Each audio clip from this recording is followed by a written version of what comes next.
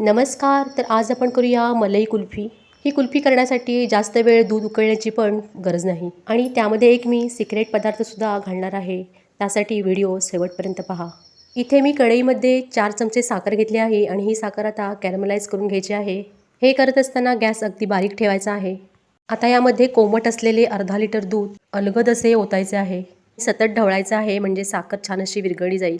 आता इथे पाववाटी रूम टेम्परेचरवर असलेले दूध घ्यायचं आहे आणि त्यामध्ये 1 चमचा कॉर्नफ्लॉवर घालायचा आहे आणि छान असे दुधामध्ये मिक्स करून घ्यायचं आहे. आणि रेसिपी आवडली तर रेसिपीला एक लाईक करा आणि चॅनलला सबस्क्राईबसुद्धा करा. आता इथे 10 रुपयेवाले दूध पावडरचे पाकिट घेतले आहे आणि ते पाकिट संपूर्ण या कॉर्नफ्लॉवर असलेल्या दुधामध्ये घालायचे आहे आणि व्यवस्थित असे मिक्स करून घ्यायचं आहे. आता इथे एक सिक्रेट पदार्थ घालायचा आहे, तो म्हणजे पेढे.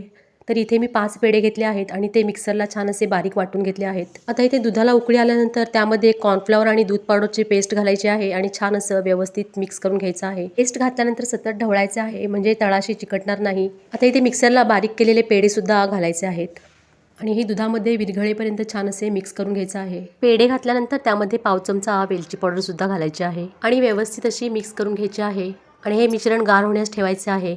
हे पहा, मिश्रण इथं छान असे गार झाले आहे. ही बऱ्यापैकी घट्टसुद्धा झाले आहे. आता हे मिश्रण कुल्फीच्या मोल्डमध्ये थोडे थोडे करून ओतायचे आहे आणि झाकण लावून 9 ते 10 तासासाठी किंवा ओव्हरनाईट फ्रीजरमध्ये ठेवायचे आहे.